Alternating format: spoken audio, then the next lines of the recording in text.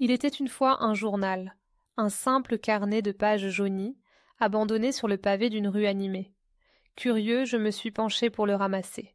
À l'intérieur, les mots dansaient, comme des souvenirs oubliés, et chaque page révélait une part du mystère qui enveloppait Sophie. La première énigme que j'ai rencontrée était inscrite en lettres tremblantes. Pourquoi Sophie a disparu le 13 mars? Les mots résonnaient dans ma tête, éveillant une curiosité insatiable. Qui était Sophie?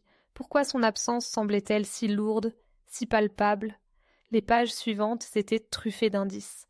Un dessin maladroit de fleurs fanées, accompagné de la mention d'un rendez-vous manqué. Une note griffonnée à la hâte, évoquant une dispute avec une amie, des larmes et une promesse de ne plus jamais revenir. Chaque phrase me plongeait un peu plus dans son univers, un monde où la douleur et l'espoir se mêlaient. Au fil de ma lecture, je découvrais des fragments de vie, un amour perdu, des rêves brisés, des secrets enfouis. Sophie semblait être une âme en quête de liberté, piégée entre ses désirs et les attentes des autres.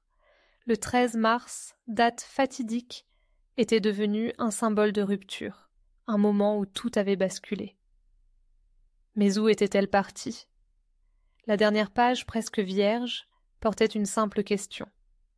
Suis-je enfin libre? Je me suis levée, le cœur lourd, mais l'esprit emmenez-moi. Ce journal, ce trésor trouvé n'était pas qu'un simple récit. C'était un appel à l'aventure, une invitation à comprendre la complexité de l'existence humaine, à chercher les réponses aux mystères qui nous entourent. Qui sait, peut-être que Sophie n'était pas la seule à avoir disparu.